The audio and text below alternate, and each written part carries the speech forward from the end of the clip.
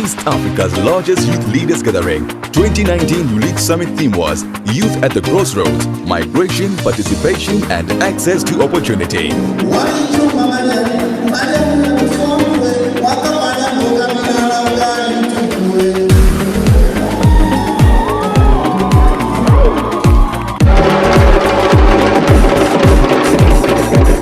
You are welcome to ULEAD 2019, Leaving No One Behind. According to data, the world is a young world, and in particular, Africa is a young continent. So we are wondering, why can't young people take over that region? We think that the moment is now. We think that the potential exists. We think that you can actually make a difference and you can actually take this region to the next level. The youth are not the leaders of tomorrow, but the leaders of today. And political seats are never given, they are taken. So can we seek to address that, such that at the end of the day, we're ensuring that we are getting rid of emerging oppressive practices that end up marginalizing youth further, including the young women that we as women have in our houses as domestic workers? I myself, being a young person, I think I came here not just to represent the open society, but also to be among the participants and learn from other people. We all need peace and security to be able to do whatever we want to do. Remember one thing, the average age of leaders and politicians in Africa is about 60 years of age. You are not there. And you can never get to 60 years of age if you are used for their purposes. So you need to understand you have the capability to engage and do anything, including being presidents of countries. So I encourage you to share your ideas, experiences, and make the most out of the next few days. But I'd like to leave you with a quote from an American author called Pearl S. Buck. She said, "The young do not know enough to be prudent, and therefore they attempt the impossible and achieve it generation after generation." It is your moment. It is your moment, and you have all reasons, legitimate reasons, to claim your space. We are not wise enough to give it to you, so you have to claim it. Claim your seat. If you want to ensure that things work well in our countries, Uganda, Tanzania, Rwanda, Burundi, build the judiciary and work towards building that to work. If youth in East Africa want to lead, my own suggestion is that you seize it. Stop agonizing, organize. Day 1, Youth in Politics, East Africa's Under 40 Political Leaders Forum, Reinventing Leadership for East African Millennials. The forum focused on examining East Africa's current political narrative, attitudes and practices. It assessed whether the political policy choices and priorities adopted by East African leaders embrace the legitimate aspirations and voice of youth in the region and respond to their needs and demands. Also discussed was the vulnerability of youth to conflicts in the region, the role youth can play in peace building, ensuring sustainable security and stability in East Africa. Is that politics is invariably personal. And that means that when people get into politics, you get brought down to the ground level really fast. Encouragement to the youth is that nobody is going to give you power. Nobody is going to tell you that there is a seat somewhere. You have to seize that. Let's see ourselves as problem solvers. If you are a multi-person, kindly go use your expertise and solve the problems that is hitting our community. Outcomes: launched the first ever East Africa Under 40 Political Leaders Forum to now be held annually. Initiated the process of forming an East African Youth Manifesto and a campaign on the East Africa Youth Want. Initiated a youth leadership and mentorship program, the first cohort to be admitted in 2020 for serving and aspiring young parliamentarians working together across the region. Created a network to connect ULEAD alumni with mentors and mentorship opportunities to inspire alumni to compete for elective positions elections in the next election cycle across the EAC partner states and working together towards peaceful elections to avoid election-related violence and insecurity. Initiated a biannual country-by-country and regional biannual youth political leaders performance peer review mechanism for holding elected youth representatives accountable to themselves and the youth constituents they represent. Day 2, Youth in Business and Enterprise, East Africa Under 40 Business Leaders Forum, Globalization. Has globalization lost its steam? The forum was dedicated to discussions on youth and cross-border trade agreements in Africa, the EAC Common Market Protocol implementation, its successes and shortcomings in pursuit of youth-centered cross-border business facilitation in response to youth unemployment challenges through enterprise and innovation.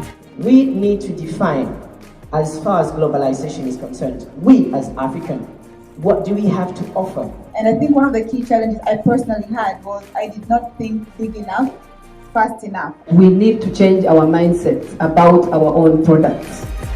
Workshop. A number of workshops were facilitated by ULEAD consortium members. Globalization and regionalism, impact of current trends and attitudes on East African young people's business aspirations and the future of work. Bridging youth skills gap, recognition of prime skills and youth labor mobility. Migrants and refugees, improving a world on the move. Artificial intelligence, machine learning and the future of work, skills of the future. Youth embracing leadership roles and inventing youth-led accountability.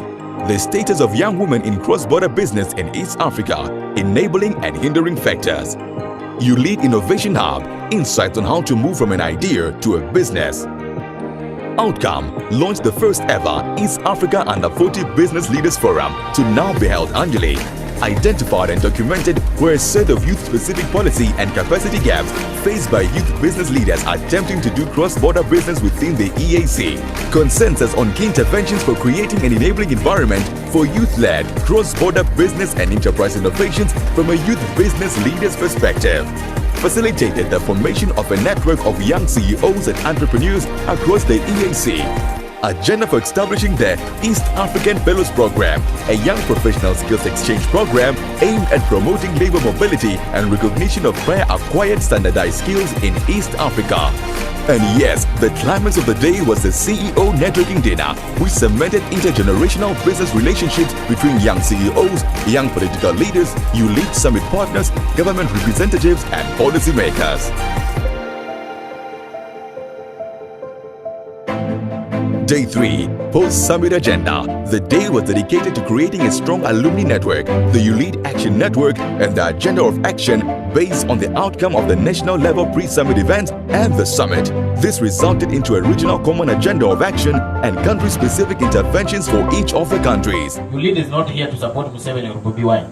ULEAD is for us to learn and say, hey, how can we make a change? Informed by those key 4 ambitions, which are long-term, we ask ourselves, how do we get there? The only way we can get there is being very intentional and deliberate about a post-summit agenda, strategy, and action. Day 4 and 5, the East African Youth Parliament, Vijana Assembly. ULEAD Summit is not just an event, it's a youth leadership development program seeking to ensure the inclusion of youth voices in key regional decision-making processes and unlock youth leadership potential for a more prosperous region. That is why, as part of the immediate post-summit agenda, the representatives of delegates attended the Vijana Assembly and submitted the outcomes of ULEAD Summit 2019 to the Speaker of the East African Legislative Assembly, RT Honorable Martin Gonga. The delegates demanded that the EALA reflects youth perspective in all its legislative, representation and oversight work processes and asked for prioritizing the promotion of youth participation and empowerment as a central part of leadership development and the East Africa Youth Want. ULEAD Summit 2019 is the Africa that we want. And I really appreciate ULEAD Summit for giving us a platform on how we can build a collective power to create a sustainable movement that will help us create change in our society. So I'm very, very happy to participate in ULEAD Summit 2019. ULEAD Summit is really awesome. ULEAD Summit Youth Power. ULEAD Summit is empowering. To all the ULEAD partners of 2019, thank you for your continued commitment to the ULEAD ambitions. Your participation and support has enabled us to meet several of our goals for 2019. We look forward to continued success together through this collaboration as we pursue the post-summit agenda. To partner with us, contact us.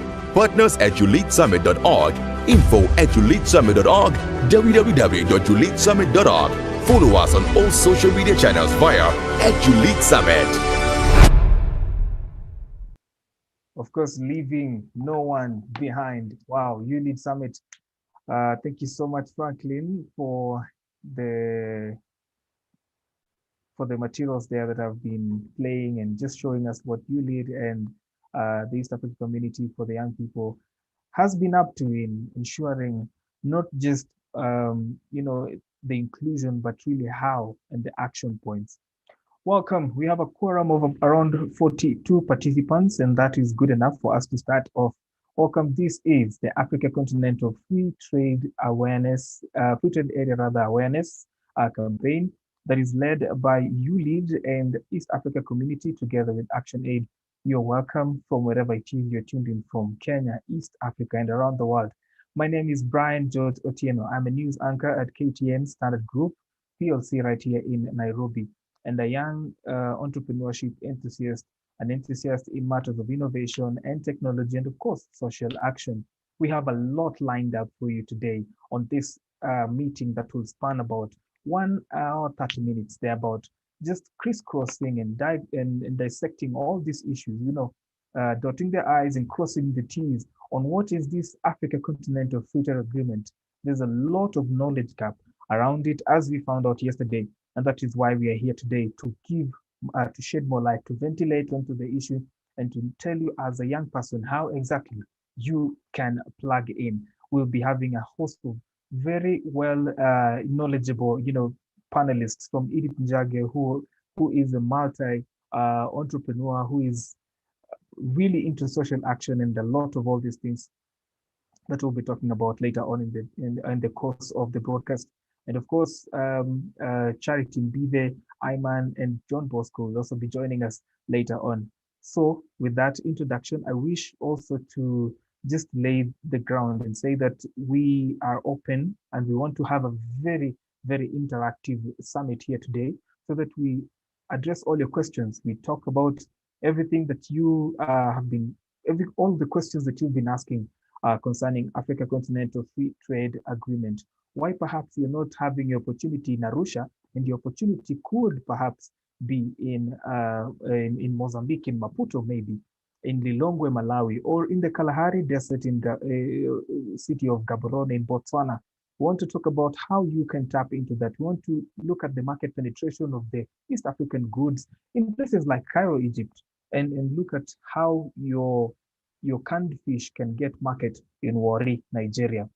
This is that summit that will address all these issues, and we hope that this will not be the last of its kind as we keep on. It's a conversation we have to keep on having. Of course, issues of political awareness and political issues affecting trade across Africa will also be addressed here, financing, and much, much more. So you are in good hands. We wish that this becomes a very interactive session where you post your questions on the chat box right there, and we'll be able to address all of them. We'll give each and every one of you also a chance to just give a voiced question and to pour in your comments, your concerns, and some of the things that you wish be addressed. Welcome on board. This is Africa Continental Free Trade Awareness, Free Trade Area Awareness rather, by ULEAD and East Africa Community. To start us off will be our first panelist of the day, Edith Njage. At just 25 years old, I met her around last year when we were doing an awareness for Riara University, and she was one of the alumni that was proposed by the school. And man, she struck me really, really as a knowledgeable person. She's an avid reader, runs 3 companies. At just 25 years of age, she has a master's and MBA. Edith will be here to just lay the ground and break the ice on Africa Continental Free Trade Agreement. Welcome, Edith. She joins us live from Nairobi. Thank you, Brian. So just to make sure, how many minutes do I have? Because I'm a strict timekeeper for myself. I want to set a timer. All right. So let's see. Let's give you 4 minutes, maybe 4 minutes. Okay, that's perfect. Yes. Let me just get my timer ready. Perfect. Hello, everyone. My name is Edith Njage. I am a social and serial entrepreneur, meaning everything that I do is always in line with creating opportunities for young African people. You've heard about my age. I'm 25. Apparently, ladies are not supposed to say their age, so I don't know what that means. But have been exposed. It was not me who exposed myself. whoopsie, sorry. I hold a double bachelor's in finance as well as in economics from 2 separate universities here in Kenya. And I also hold 3 master degrees that I secured in Boston, New York, and London. I have a lot of my experience in the business field. The 3 companies that I run, again, like I've said, are all in line with supporting young people to access more opportunities. So the first company that I launched is Job Creation Limited. We're in 12 African countries and have created jobs for 50,000 young people. The second company that I run is Ariel for Africa. We work a lot with entrepreneurs, which is why this agreement is so close to our heart, because we're all about creating opportunities for entrepreneurs and seeing how the Wanjiko can actually make this a reality in her business and use the agreement to scale what she's doing to other levels. So we have a lot of programs, a lot of legal support, funding support, connections and partnerships for entrepreneurs. For corporate leaders, we have a program called Jenga Boss that allows them to access promotions. We just launched a financial literacy and money management program with the Nairobi Stock Exchange, so that's very exciting. And my third company, that's My Creative Brain, is a lot more intense in coaching, leadership workshops. We work in 40 developed countries, and we're now moving to developing markets, making sure that young people and millennials are future-proof, are prepared to take on the next level, right? A dynamic, and are basically growing beyond just the CV. You know, when a person looks at your CV, they cannot tell your perseverance, your endurance, the hard work that you've put in to get to where you are, and how your life has sort of molded you into the person that you are. So we do a lot in conferences, purpose programs, again, because that's a very interesting word. But that's what I do. I'm on LinkedIn, all these platforms, you'll find me. But just getting into the agreement. What is this agreement? I really want to simplify it, because when you look at the full agreement, there's a lot of hard words, a lot of sections, you know, 1 minute you're not sure where you are, you're not sure what you're understanding. So let me just break it down. Essentially, this agreement incorporates 55 markets, and the African continent is fast growing, it's dynamic. We're basically reaching our peak. We're like in our growth phase, if you look at it, almost like in the business world. But unfortunately, intra-trade, meaning trade between African countries, okay, has been very low. We do a lot more exporting to the Europes, the Asias, the whatevers, the US, than we do amongst ourselves. So what does this mean? Where Asia is keeping 68% of their trade within their continent, we're only keeping 18%. So this means we're sending our money outside, we're sending our good stuff outside, and we're not keeping it inside, okay? So it's like having chicken and giving out more of your chicken than you actually keep within your own household. But what this agreement will basically do is increase the trade within the continent by 50% by 2040. And will basically reduce a lot of the red tape. So what does this mean? The customs, the harassment on the borders, the bureaucracy, all of that will come down. And the goal is to bring together 1.2 billion people, right? And $3 trillion worth of GDP. Basically, think about it this way. This is the biggest agreement, trade agreement or trade deal since the World Trade Organization was formed. Like, this is game changing if we get it correct, okay? So the agreement is there. That's one thing, okay? But for us to actually see the results, that's why conversations like this are so important. So when we say trade, what do we mean? Okay, we keep saying, so okay, I'm gonna take 1 minute. When we say trade, what do we mean? We're talking about goods, we're talking about services, investment, intellectual property, and competition, right? And what will this lead to, ideally? Well, jobs, opportunities, development, lowering poverty, right? Increased food security. You have some areas right now that are thriving. Other African countries are in a drought. So that trade allows for that to be balanced off. Competitiveness, okay? So Wanjiko, here is your tip. This agreement means you need to level up. You're no longer competing with Wanjiro and Wangare, okay? You are now competing around the entire continent. And then international trade as well as solidarity. Basically, the Africa that we want. Now, it's basically reversing everything that colonization did to us. What does this mean? Colonization engineered Africa to become the feeding plate for the rest of the world. But then now when we start feeding from each other rather than feeding from the rest of the world, then it solidifies everything that we're trying to do. But at the same time, what does it need? It needs all member states to play a part. Right now, we have about 33, 34 that have ratified this agreement. Where are the other 55? You know, the total 55. Where's the other percentage and what are they doing? And then not just ratifying it and talking about it, but actually having the common person, common wananchi understanding how to take advantage of this. So basically, this will end up becoming the world's largest, okay, free trade area.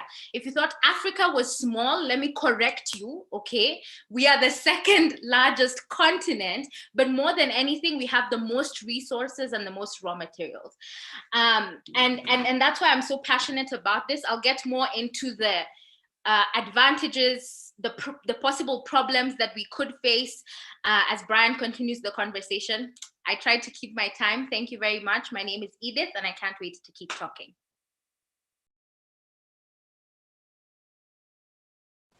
I told you guys, you ain't ready.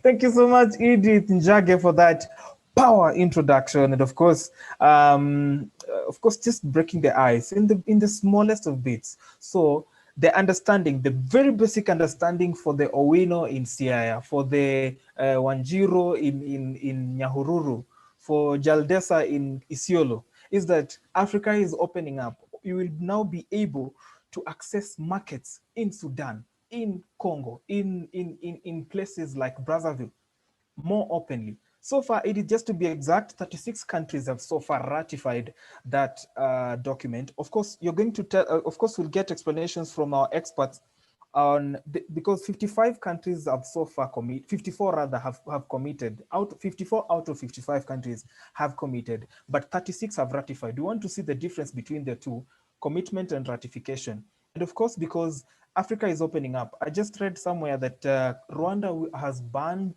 importation of mitumba, of the second-hand clothing. And of course, that's a big textile market that's opening up for Africa. Are there designers in the house? Yes, that is an opportunity for you. We have a quorum of 58 participants as we speak right now. And of course, you can head out to our social media platforms at YouLead Africa, at EAC_YAP. Please tweet some of the things that you have learned here. Thank you so much. We're getting comments as far as from Burundi. I missed the name, but we're going to read it in a short while. Biggie Romana Dudon from Burundi. Thank you so much for tuning in. We are live across all social media platforms of ESC and of YouLead Africa. Please do head to our social media platform and let's cause a bit of revolution out there. Now, for our first presenter, we will have a lady by the name Charity Mbithe. We first met at Centonomy, where she was, she formerly worked at Centonomy. Centonomy is an organization that helps young people and other entrepreneurs with management of financial services here in Kenya. She'll tell us more about what she's doing, but now she's going to talk about access to financing. Charity Mbithe, the floor is now yours. You have your 10 minutes to make a presentation. Go ahead, Charity. Right. Hi, Brian. Thank you so much for the brief introduction. Yes, like you mentioned, my name is Charity Mbithe, and I'm so excited to be here. Within my 10 minutes, let me just go ahead and set the timer to start. Yes, so I'll do a brief introduction of myself. Like I said, I'm Charity Mbithe. I have a background in communication and journalism from Moi University. I graduated in 2019. And now that you're mentioning ages, I'm 24 years, turning 25 in May, and I can't wait. All right, so like Brian mentioned, I have a brief, I worked with Centonomy before. I was the PR and communications assistant, and basically Centonomy is a basic literacy firm that equips people with knowledge on personal finance, entrepreneurship, and career advancement. So currently, right now, I'm working as the communication and digital content associate at Lattice Consulting, and basically Lattice, we have 10 years of experience just offering specialist corporate finance, strategy, and training services. So yeah, we bring business insights. We help people identify and experience new ways of thinking, build order and accountability, and all that. So we also have some training sessions where we have agriculture value chain finance training, business developments, and all that. And the last segment of Lattice is on Lattice Aqua, which provides a wide range of services to a diverse clientele locally and internationally. Yeah. So now right into the topic. One thing that really excites me, I love youth engagement. So I'm really happy to be here today on today's theme on assessing youth awareness, participation, and their perspectives on the role they play as stakeholders in AFCFTA implementation and promotion. Yeah, so like Edith mentioned, AFCFTA basically looks to create a liberalized market for goods and services, contributes to make the movement of capital, facilitates investments through various, creating a larger market in the African segment, as well as catalyzing the introduction of technology basically and boosting productivity across Africa. At the same time, like she mentioned, it's not just competing against one another, but at the same time, it's enhancing competitiveness of members' economies, the different countries, and promoting industrial development through diversification. So basically, one of the areas again is to eliminate tariffs on intra-Africa trade and making it easier for businesses to trade with Africa and benefit their own growing markets. Yeah, so in that regard, I would want to first touch on financing for these opportunities that Brian had mentioned. So I like quotes, and I like especially where business analysts and pros in this area give quotes. So basically, in the perspective of the great Pan-African Dr. Kwame Nkrumah, I think you all know him.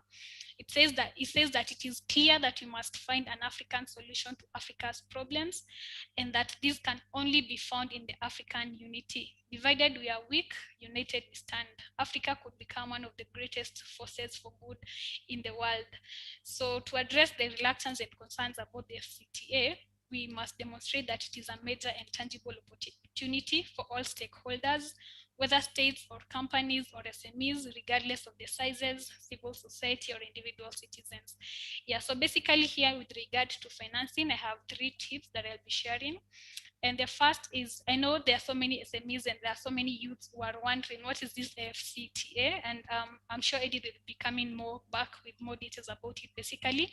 But one of the things that I would want to highlight is to learn how to source for this financing and just basically to take control and take charge of the opportunities that are in it.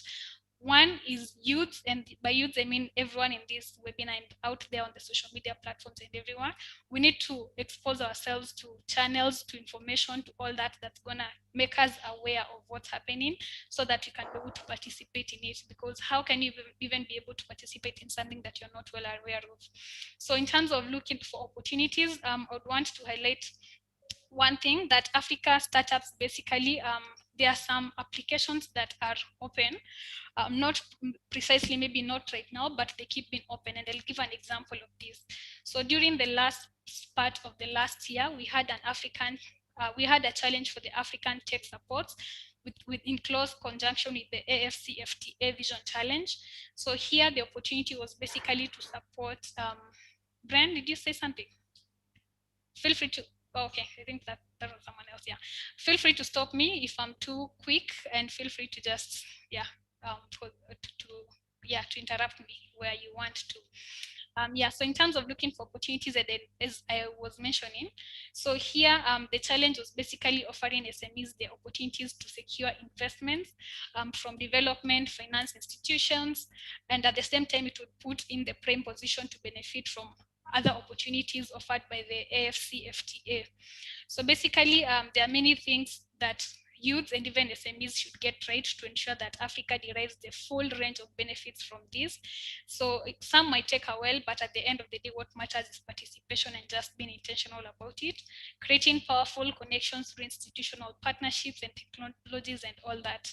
So now I know that is one of the challenges that were open, but you can just check it out and just get a gist of what we're talking about. So it's Africa Tech AFC FTA Vision Challenge. So being able to participate in these challenges and looking for funds. Then the second is opportunities for factoring in Africa. And that will give access to finance for SMEs in the sense that they'll play a key role in intra-regional trade under the AFCFTA. So basically what is factoring? Factoring is basically a financial transaction and a type of debt financing in which a business sells its receivables, the outstanding invoices, to a third party agent that is now called the factor. That is the factor I'm referring to here, at a discount. So it is a form of selling the receivables to an agent at a less than its full value. So for instance, SMEs, we all know that they constitute the greatest proportion of the continent's industrial fiber, and accounting for about 80% of businesses and employing not less than 70% of continent's workforce. So these are pretty much big figures. And again, given that the access to finance remains a key constraint to SME operations, availability of sustainable trade finance, especially for SMEs, will remain very lubricant to propel the AFCFTA basically.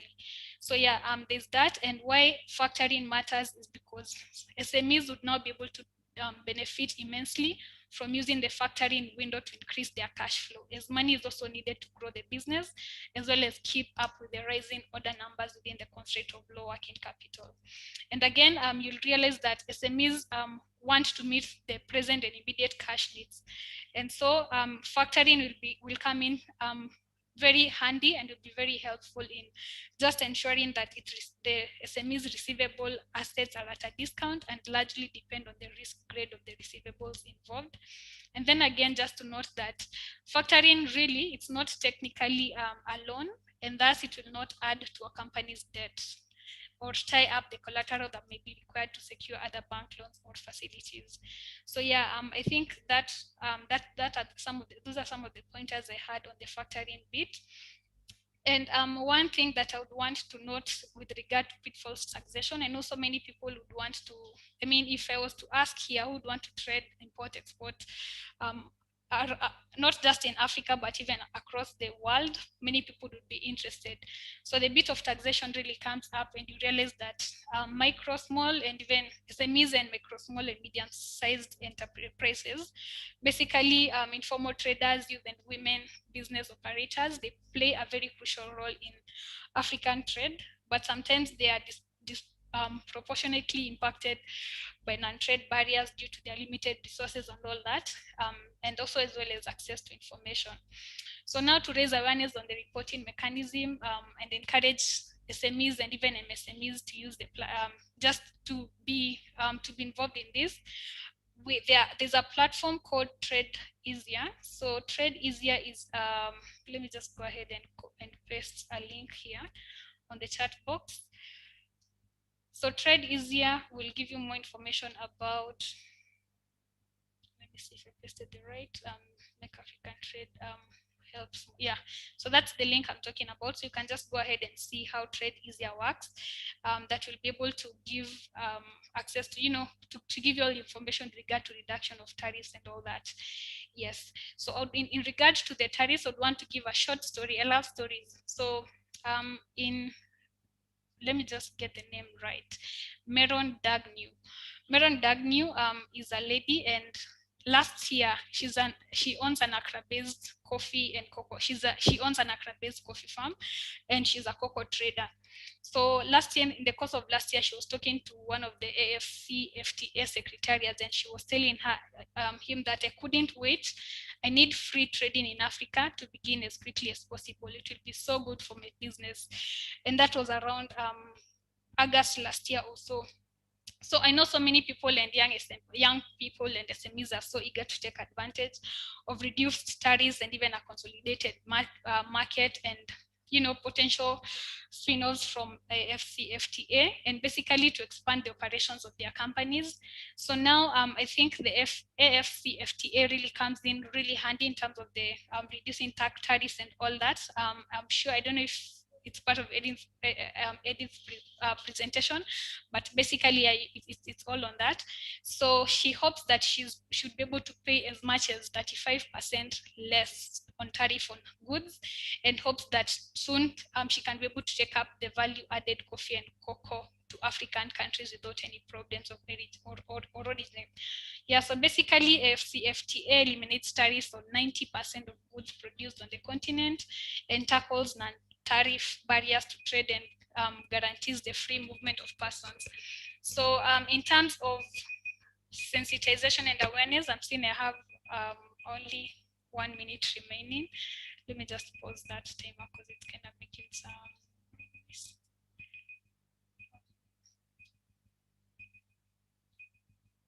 All right. 1 second. All right. So sorry for that. So yeah, I think some of the things that are going to affect the tariffs and all that are lack of infrastructure, for instance. There are some delays at the borders and all that. I actually have realized I have so much to share, but now that my time is almost up, I think I can just go ahead and share a bit of part in short. So I know, like I said, taxation is pretty much the life blood of every nation, and it's very key to financing attainment of the SDGs, of the SDGs. So basically, I think the taxation really matters for Africa integration, and can be used to accelerate the AFCFTA basically as a tool to cushion the revenue losses from trade, taxes, and all that. So I would say the youth, SMEs, and everyone needs to just join the trade, train, and provide leadership, not stay away. By providing leadership, I don't mean all those leadership titles and all that, but just being on the forefront of being exposing yourself and exposing ourselves to just about what AFCFTA is, and being able to look for those challenges, being able to throw in factoring where we can, being able to, just being a leader in itself, just going up there and looking for those opportunities and grabbing them by both hands.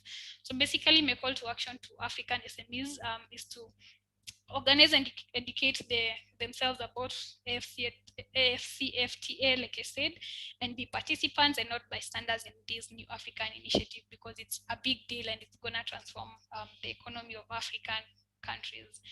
Yeah, so yeah, providing our own leadership, and we cannot afford to wait for others to lead us. We are the chosen leaders, and it's high time that we just put our feet forward to just go ahead and take up these opportunities and shine with them. Yes, and just a part in short, I like this quote from, let me just scroll down to that quote bit. Which, just give me a minute. Yes, the youth need, it says, Nelson Mandela says, the youth need to join the train and provide leadership, not stay away. Like the popular saying, if you're not at the dinner table, you may be at the menu. After all, many countries are members of the AFCFTA. And what you need to do now, the first bit of the quote, yes, what you need to do now is just generally just act, getting to know the nitty-gritties around them and participating. And again, Nelson Mandela said, I hope that our choice on this matter reflects our hopes and not our fears. Yes, it's been Charity Mbithe. You can follow me on LinkedIn, Charity Mbithe, Instagram, Charity Mbithe, and check out what we do more at Lattice Consulting on www.lattice-consulting.com. Yes, thank you. Charity, thank you so much. Indeed, if we slacken on these opportunities, someone else is coming and is going to take the opportunities away from us. But why should we wait until someone comes and takes them away from us? I'll be inviting our next panelist, Ayman Ahmed, who is a practitioner of e-commerce and advisory at the GIZ East Africa Community, e-commerce advisor and e-commerce initiative. She will be making her presentation next on that, and just to bring in a bit of IT stuff that's going on right now in Africa. I saw on Twitter the other day that Jack Dorsey's Twitter has set its Africa's base in Ghana, in Accra, Ghana. I don't know how we missed out on that as Kenya, but the story for another day. Ayman, the floor is yours. Karibu. And of course, we'll have another session where the panelists are going to give us their parting shots. And please bring your comments, bring your questions on the chat box there. We'll be glad to read them. We are seeing the participation is growing, 70, it's not bad. Also do tweet. We have all these instructions on the chat box. Karibu sana, Ayman. Thank you so much, Brian. I hope you can hear me clearly. Sure. You have your 10 minutes. Go ahead. All right. Thank you very much. All right. So my name is Ayman Ahmed. I work for GIZ, Pan-African E-Commerce Initiative, which is basically a project that aims to improve framework conditions for small, medium enterprises to increase cross-border trade across different countries. And this particular project that I'm working on is focused on the East African community. So we're at stages of trying to develop a regional e-commerce strategy to be able to allow regulations and policies to be put in place to facilitate the movement, because without the regulations, even if there are traders who want to trade cross-border, might find it more difficult, minus the existing NTBs that are there already in traditional trade or traditional commerce. I'm pretty excited to be part of this panel because I've been fascinated by the aspect of youth and women, in particular in trade agreements, because we've had several trade agreements across the continent in form of RECs, like the East African community, for instance, but we've always found it very difficult to try and leverage the benefits for the youth. They're always disproportionately affected, even though they're the highest in number, youth and women. And the saddest part and aspect is the fact that they're the ones who own the SMEs, and they're the ones who are mostly affected by the NTBs in cross-border trade. Therefore, it becomes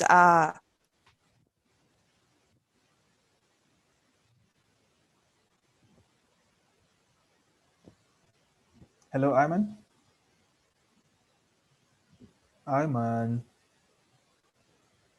Hello.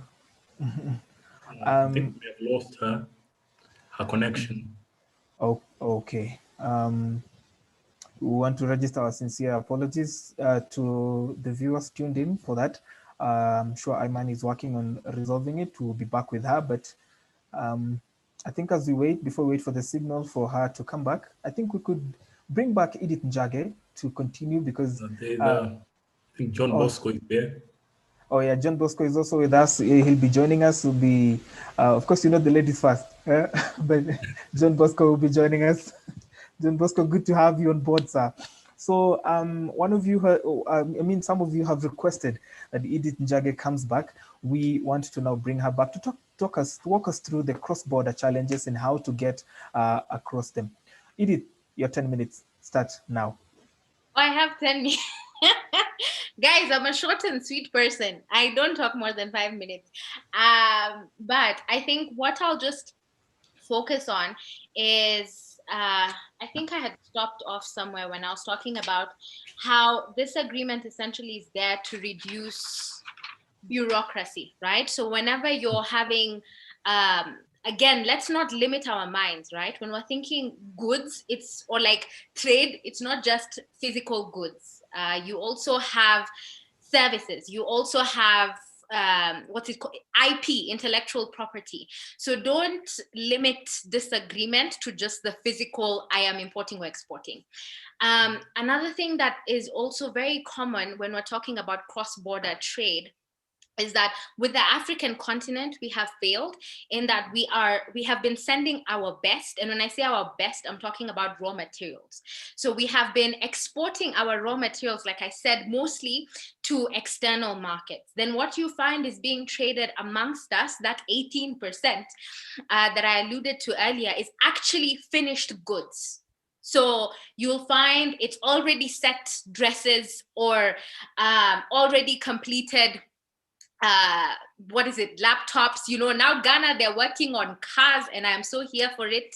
Ghana is thriving. Hey, East Africa, where we at? They just got Twitter HQ. We need to work on our game. We're slacking, guys. We're slacking. Let's get busy. But it's been a lot of trade in the sense of physical goods, but then completed goods. Now, what does that mean? It means that when you are sending your raw materials, which is actually more expensive and on higher demand, right? Our minerals, our coffee, our tea, our whatever, if we're mostly shipping that outside, then we're losing on that. And earlier I was listening to the other speaker, and she was talking about investment, right? So when we're saying cross-border trade, investment is part of that trade.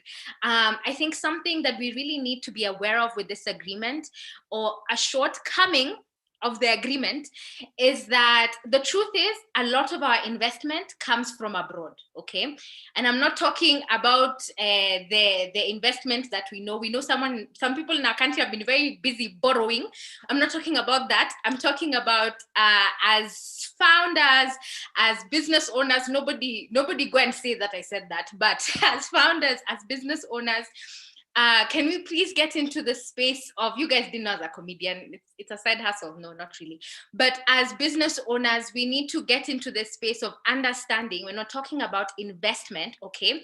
When you're fundraising, when you're trying to get capital, when you're scaling up, right? When you're looking for a way to fund a project, a lot of us, we immediately clock and think, aha, the Western man, you know, the white man, am I getting it from Europe? Am I getting it from the USA? Where am I getting my investment from? And part of what I have been so passionate about is getting Africans, where are your funds? Where is your money? Okay, don't just buy real estate. That is why SMEs are suffering. That is why you have business ideas that are dying, because they cannot get capital. But wewe umenda ukanunua kaplot, you have bought your land, you have been busy investing in the tangible, because that's what we've been taught. We've been taught invest how? Buy land, buy a house. But where are the African angel investors? Where are the African VCs? Where are the people who have accumulated wealth and are using that to support businesses? So when we're talking about investment, the unfortunate thing with this agreement is that it does not provide for investment cross-border to happen amongst us, where you have a Rwandan that's investing in a Congo person's business, or you have a Nigerian investing in a Ugandan's business. So how do we then fix that? Because at the end of the day, even if we are trading and we're making money, which we will, okay, even if 30 million people are getting out of poverty, which they will, where is the money Because when we get investment, right, let's say we get $240 billion in a year, the truth is we pay back 500. You guys know how much we'll be paying. We'll be paying the Chinese, we'll be paying the Americans, we're always paying these people, right? And not just paying in the public sense, also private business, right? Because I work with entrepreneurs, and a lot of the entrepreneurs that I work with, unfortunately, when they come and say, Edith, I need investment, where am I taking them? Of course, I'm going to take them to the white man, because where are the Africans, where are the Kenyans that have set aside money to invest into businesses? So that's the only shortfall when we say cross-border investments. I think another thing I'll also point out to that's really important that we know is that this agreement, okay, let me be frank, it's going to favor certain countries over others, okay? Let me tell you the truth. I don't know if the agreement told you, I don't know if Brian told you, I don't know if you probably don't know, but it will favor the fastest countries. What do I mean? The countries that jump on the agreement the quickest, and also the countries that are the most lucrative. So you have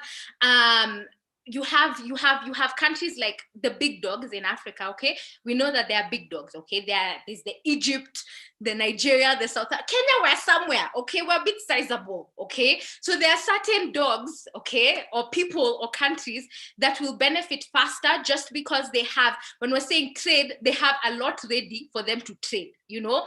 When we're saying services, when we're saying IP, that's the knowledge bag, okay? And Kenyans, I don't know if you know this, but you're among the smartest people in this continent. I've studied with a lot of people, and let me tell you, no one can beat a Kenyan in class. I don't know what they gave us with the KCPE, the KCSE, but we were on the grind, you know. Even South Africans, guys, they can't compete. So there's a way that our education system has worked for us so that we're more knowledgeable. Even as you look at the literacy percentages, there are certain countries that will gain faster. This thing is about fast mover advantage, okay? No, don't sell drugs. I saw that in the code. Don't do that, okay, kids? You can do legit business and thrive, okay? Thank you very much. But I just saw that in the comments. Let me shut that one down. And you tell Uhuru I shut it down so that he sends me a commission for that. But part of what I want you to understand is fast mover advantage. Even as a business owner, there are certain entities that will gain very quickly over others. Why has Twitter come and done what it's done at the time that it's done it? Smart, okay? Why are companies like Ariel for Africa, right? Guys, we just opened our 7th and 8th market. We're not slacking, you know. If you're asleep, I don't know, me, Edith, guys, I'm wide awake. Like, my alarm clock has been on, okay? So it needs business owners to understand, how do I take advantage of this agreement? Is it to set up franchises? Is it strategic partnerships? So franchises is where you have a business incorporated here, you pay someone else, or you come up with an agreement for them to set up a version in their own country, depending on the uniqueness of your business. The other thing you can also have is strategic partnerships. You send the Ugandan business, they send you business. You send the Zimbabwean business, they send you business. And it goes, you know, across. So that's what we mean by cross-border, okay? Now this thing of tariffs, let me also allude to that a bit. The truth is, it will not be proportional. So you will have countries that will still be easier than others. What do I mean? The delay and the cost will always be different depending on the country. There are some countries where they'll be like, well, you know, Rwanda, guys, even Rwanda, they're busy. Hey, they're busy. But Rwanda is like, no, come, everybody come in. Same thing for Ghana, you know, so it's easy in terms of those sort of border restraints. But then when you're looking at other countries where they still there, or you have to bribe, you know, they still there holding your person, or if it's a truck at the border for 3 days, you know, or 10 days, or God knows what.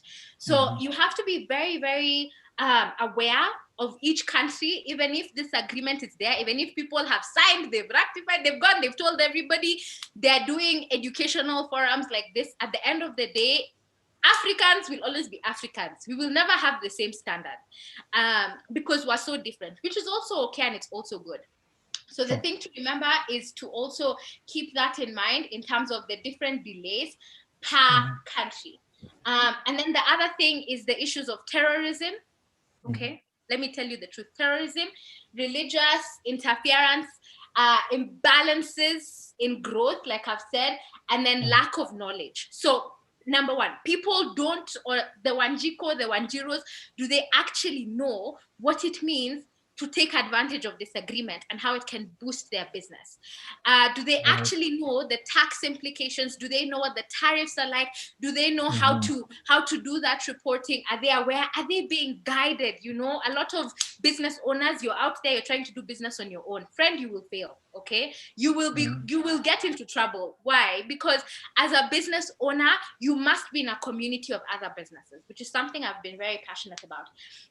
But other things, like I've said, the religious intolerance, the terrorism, you know, that will be there. Now that it's basically an open area, and the goal is, I know in future they want us to have the AU passport, so not the Kenyan, the dark blue, you know, now we're getting the maroon, the African passport, you know, looking good, guys. You don't know who is South African, who is Ghana, and who's, you know, everyone, we're the same, okay? We're the same. Who's Moroccan, guys, we're all together. So there's that, and then also having airlines, you know, fly all over the continent. So again, this agreement will set the stage of Africa being a continent, like coming together, that unification. But again, remember, there are other people like the Eritreans who are like, no, guys, we don't want to do this. You know, we're not here, not in your WhatsApp group. So again, there's also that element. But I hope it has made sense in terms of in terms of just understanding how to take advantage and how to understand that infrastructure may be different, right? So again, like I'm saying, there are going to be people that will benefit. So even us, we have very good infrastructure as Kenyans, you know. I know some of the money that's borrowed does not always go there, but some of it has gone there.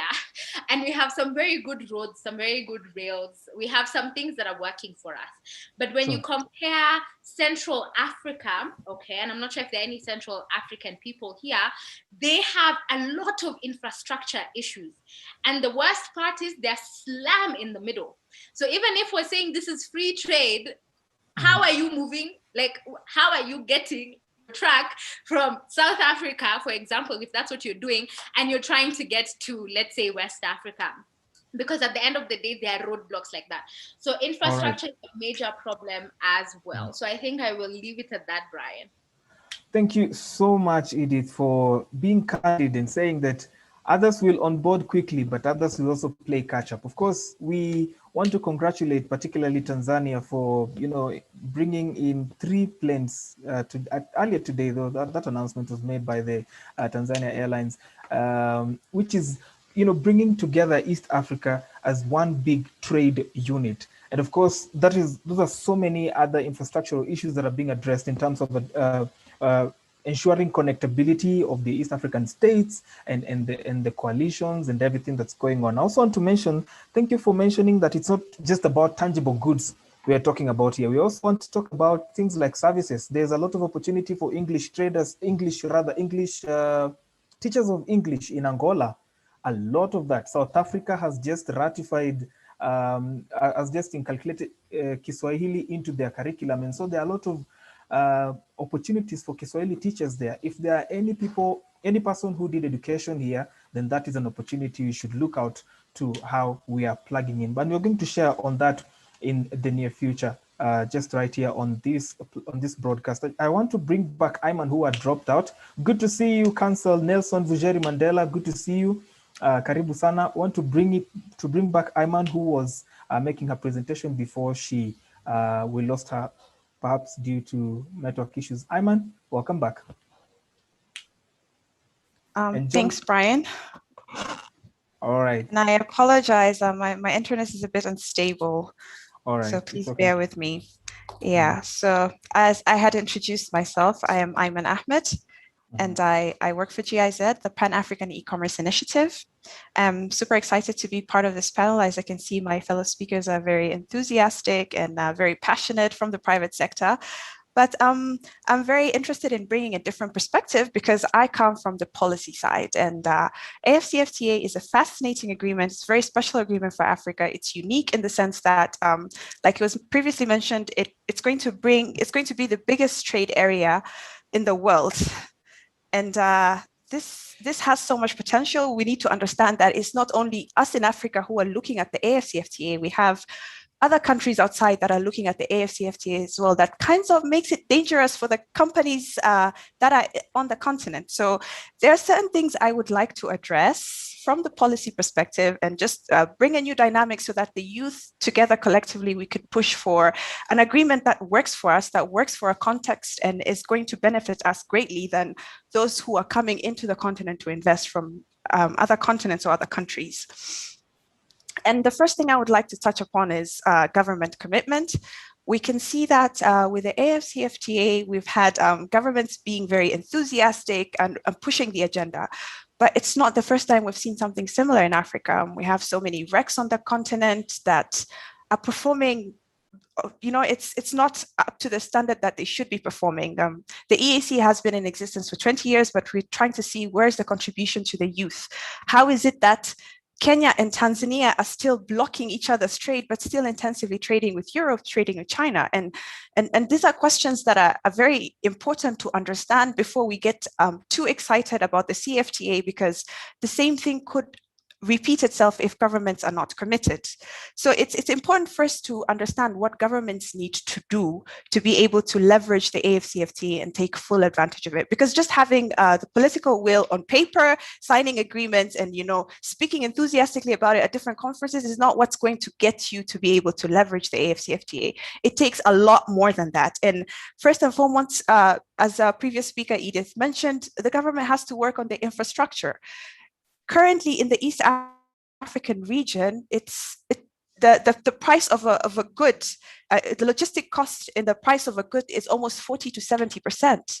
It's cheaper for you to ship something from the United States to East Africa than to ship from maybe Tanzania to Sudan. And that way we cannot leverage the AFCFTA if we do not tackle this first and foremost issues. It's just going to be something that we discuss, we meet and have conferences, and at the end of the day, nothing moves, nobody can trade. Maybe I should just mention something interesting that I came across early this year when the AFCFTA came into force on the 1st of January.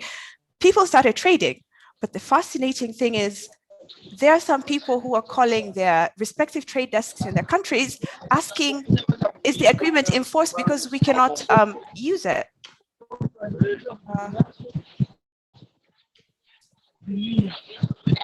I think someone's mic is unmuted. We kindly request that you keep your mic on mute.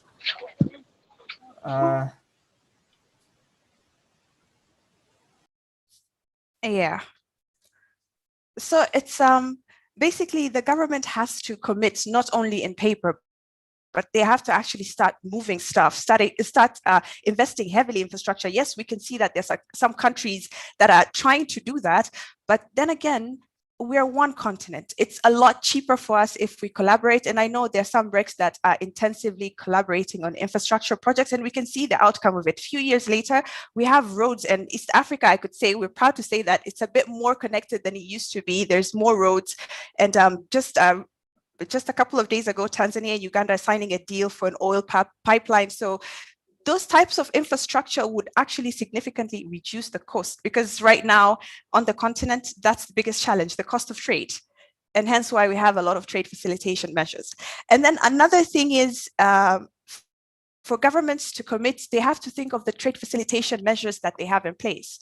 And I'm sorry if this is going to get a little bit too technical, but maybe we should try to understand these issues, like, let's say, trade facilitations and the way governments have notified under different categories. The trade facilitation agreement, in effect, cannot be implemented in Africa. So again, you ask, how are we going to move trade? Should the AFCFTA come with a mechanism for facilitating trade? Because currently, they want to leverage on the trade facilitation agreement of the WTO. So there's that aspect that governments also need to come together and address, because issues like NTBs will never be resolved in Africa if we don't have trade facilitation measures that speak to the context of Africa. And then another thing is this agreement has been a very high-level agreement. I was lucky enough to hear about it when I was doing my master's program in school, but I don't know if otherwise I would have heard about it until after the negotiations were concluded. So then it begs the question, how inclusive was the process in talking to different businesses and consulting with them and knowing exactly what they need and what is reflected in the final draft of the agreement? Because if you compare the text of the AFCFTA and the text of the WTO, they are pretty much similar. And the WTO agreement has never worked for Africa. So what is it that exactly we're trying to do? And in a sense right now, because we're discussing the youth, the automatics, the benefits that accrue from the AFCFTA for the youth are not automatic.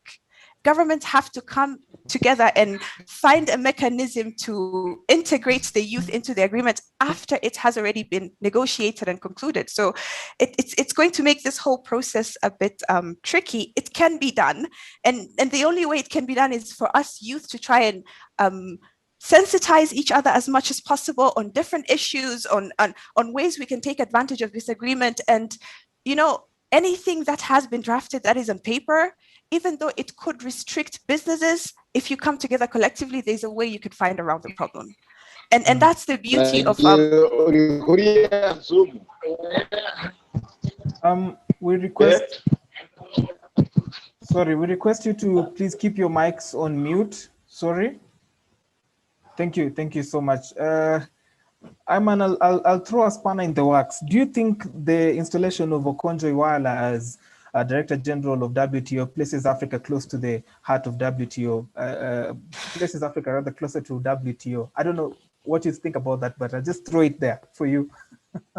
That's an interesting point. And I mean, we can be optimistic. We could say, yes, she could do something about it, but you need to also understand essentially that at the WTO level, it's about, it's a very transparent and inclusive process, and every country has a voice.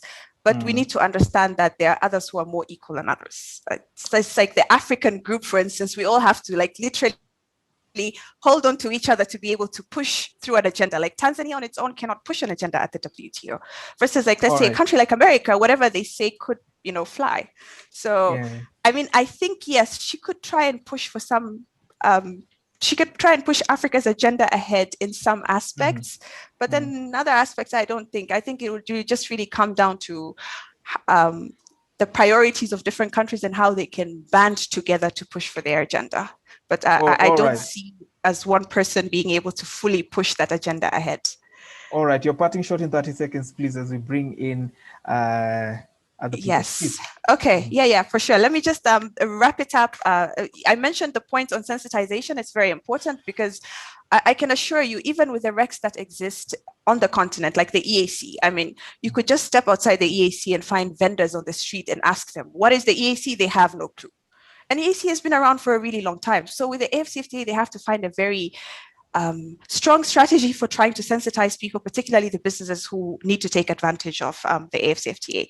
And then there's issues of transparency. I think when it comes to trade, it's never really transparent. And that's why with small cross-border traders who are particularly youth and women are disproportionately affected because they do not have access to information.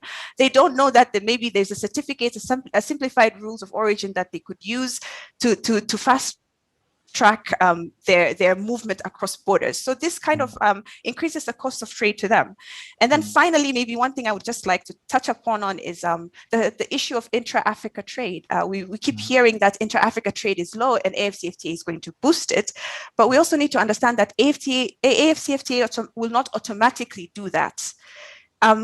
There's issues that need to be addressed at national level, like what is your industrial policy? Because boosting inter-Africa trade means that you're going to be producing more that you'll be sending to other countries. So what is the strategy in each respective country to boost the trade? Or in a REC, for instance, are you vastly producing different stuff? Because we've seen that in the African continent, most countries produce the same stuff. Then it becomes difficult to trade because I cannot sell to you bananas if I'm producing bananas, you're producing bananas.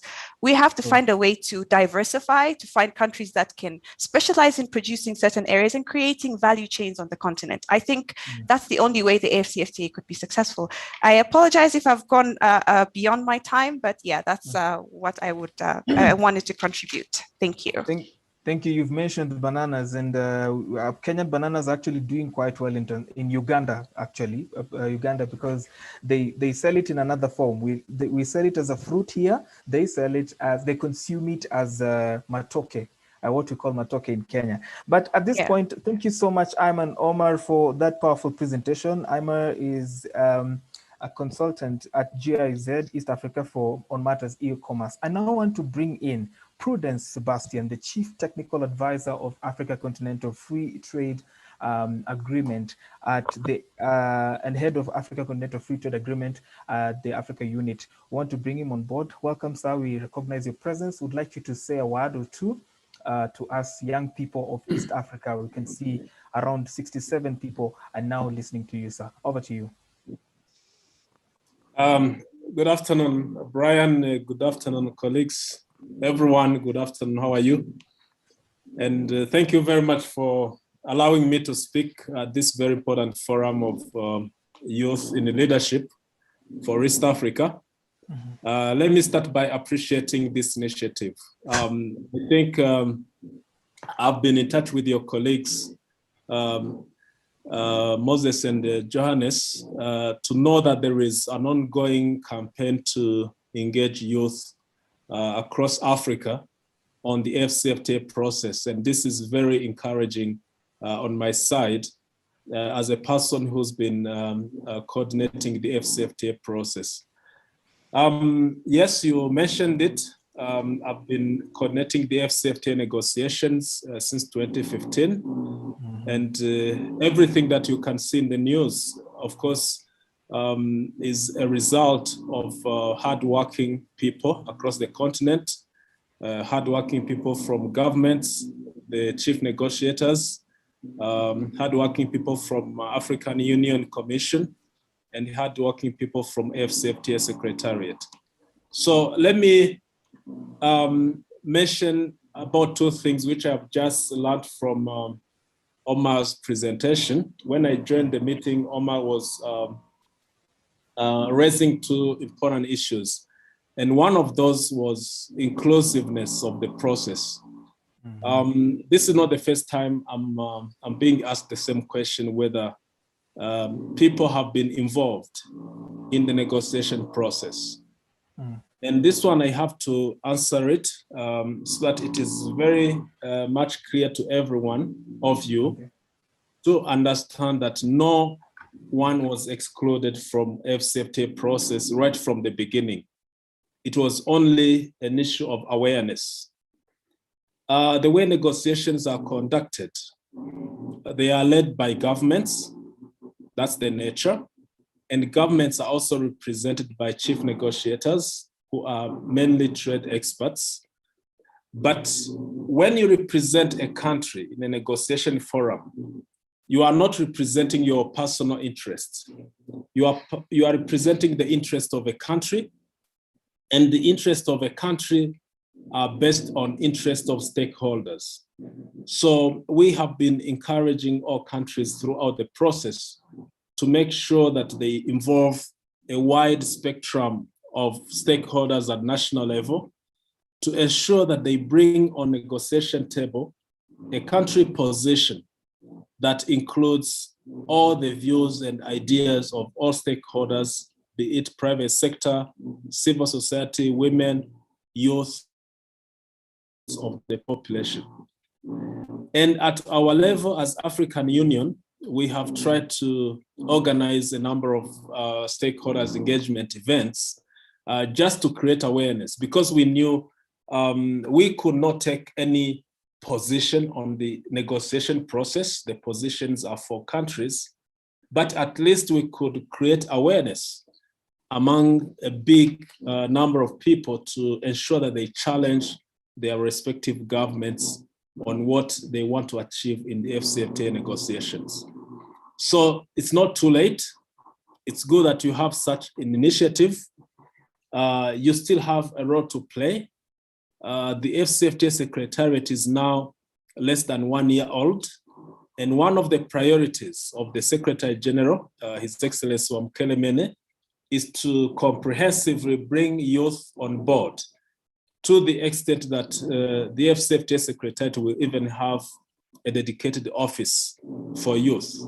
So don't miss that opportunity. The second aspect that I want to also comment on is on who is involved in implementation of the FCFTA agreement. The FCFTA agreement, even if it is negotiated by government, at the end, it belongs to the people. It belongs to the people in terms of implementing it. It also belongs to the people in terms of who benefit from it. So there are a number of opportunities there that will be brought forward by the FCFTA, which I may not go through for now. But what I have to tell you at this point in time is that governments do not trade. Us who sit in the offices, we don't trade. We can be experts on trade, theoretically, but we do not trade. So it's up to you to identify opportunities in the FCFTA agreement and start trading across the continent, applying or using the FCFTA provisions that are favorable for your business. So I would be happy to see most of you who have the chance, at least the first Africans to know more about FCFTA, to be connected to FCFTA process. I would be happy to see you coming up with businesses, some doing trade, others investing in industrialization, others doing any other enterprises that will benefit the continent. So in terms of implementation, I will mention that the FCFTA belongs to the people. It belongs to you. It belongs to the private sector. It belongs to people who are doing business. So you are in the leadership, as I can see, but you can also be in the business. And you know better what leadership means. So when you lead in what you are doing, you are a leader. So you can also lead in business. So moderator, I don't know how much time I was given. That's why I was just saying a few words in terms of introducing myself, and I will continue to follow the conversation. Thank you. Thank you so much for those sentiments. We really appreciate your presence here with us. We've been the person who's been speaking to us is Mr. Prudence Sebahizi. He has been the man really at the top of all this since 2015, as you've heard him mention, just negotiating and trying to find a basis in all these things. I'm seeing your questions are flying in the chat box, and we really appreciate that because we want to go into a very interactive session. But before then, we want to let in John Bosco. John Bosco is one of our panelists today. He's coming in last but not least, of course. He is a trade economist, acting director of trade policy and trade facilitation at Trademark East Africa. I once interviewed his CEO, Mr. Frank Matzat, and he was a brilliant, great guy in responding to the questions that we put to him from KTN. Someone has asked in the chat box, what is being done currently to raise awareness of Africa Continental Free Trade Agreement? That is why we are here today, and we'll continue this conversation. But now, ladies and gentlemen, let's listen in to the presentation by John Bosco Kalisa. Karibu, sir. Asante, Brian. Good afternoon, everyone. Let me first of all thank the youth leadership team for this exciting session. And really, it is very exciting when you hear an entrepreneur like Judith, Omar, my brother Prudence. This is an exciting moment for the Africa. It is an exciting moment for East Africa. I had Omar, my colleague from GIZ, mentioning about the policy environment and why the intra-regional trade is not growing. Let me say that East Africa, we are taking the lead, and this is the right moment in terms of exploiting the opportunities provided by CFTA. My colleagues, the first presenters highlighted a number of potential benefits for CFTA. You look at the population, 1.3 billion people. You are looking at the GDP of 3.5 trillion US dollars. It is the world's largest free trade area. And for Africa, this is really an important milestone, an important achievement. It is an ambitious agreement. Of course, my colleagues highlighted a number of challenges, but it's the right time now for us to work together as a team, as organization, in terms of concerted efforts to address those barriers that have been identified. I may mention, and my colleague may echo to that, Prudence, especially the first step, the first phase of the agreement, where we are looking at the free movement of goods and services. So the negotiation has advanced. The trading happened come January this year. We are looking at a number of exciting products now moving across the region. Of course, Omar did mention about NTB. There are enormous NTBs within the region and within the continent. But the beauty is that now we were prepared. The level of preparedness, as my colleague Prudence mentioned, is very high. We are at a high gear. And you are compared to other agreements, this is the first agreement where youth and women are very much involved from the initial beginning of the agreement. So it is very exciting to see that, of course, there are ambitious targets, as mentioned. How can we grow intra-regional trade from the current 18% to 52.3% within the 10 years? That to happen, of course, there are a number of homework that need to be done at the level of preparedness. We need to game up our infrastructure development.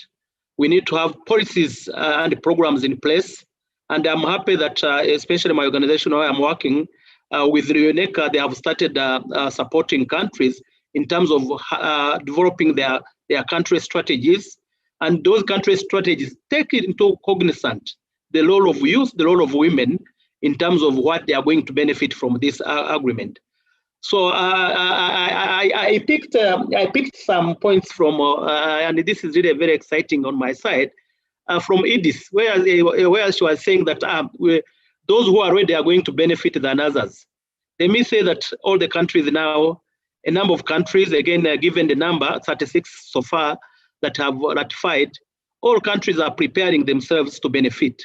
No country should be left behind. And the agreement provides for inclusiveness in terms of how countries can benefit, how private sector can benefit, how women can benefit, how youth can benefit. It is the right moment that we look back in terms of where did we not do well, how can we try to address those challenges.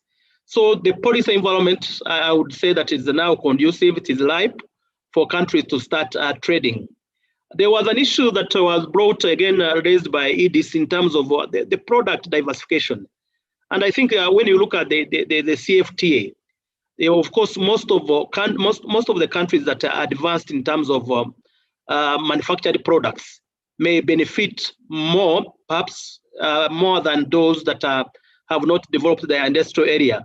But there is something we call in economics that countries have imperfect products, meaning that coffee produced in Rwanda and the same coffee produced in Kenya, they are homogeneous products, but they are differentiated by the taste of the consumer, by packaging, by standards, by labeling. So those are some of the issues we need to dig deeper and support our SMEs, small and medium enterprises, support the youth in terms of navigating through those complex standards, complex sanitary and phytosanitary measures. So in my view that this is the right moment, and I think I really want to congratulate the Youth Lead initiative that you are taking the first step, the first mover advantage to raise awareness to our youth, to our SMEs to ensure they take advantage of this agreement. So I will take up some other questions, but I'm very excited and I will respond to some of the questions that will be raised. Over, Brian. All right, thank you so much. John Bosco, we've been speaking to John Bosco rather has been speaking to us on some of the modalities that will enable trade across the Africa Continental Free Trade, under the Africa Continental Free Trade Agreement. We now want to dive deep into the crossfire, the question and answer. And I'm seeing all your questions are coming in. Let me say it like Jeff Koinange, thick and fast. So Karakacha Leonard, I've seen your comment right there. Thank you so much. Dennis Kamau will also be responding to your questions. Meanwhile, we'd want you to also go out and tweet live on Twitter, hashtag after youth inclusion, after youth inclusion. Please tag at YouLeadAfrica.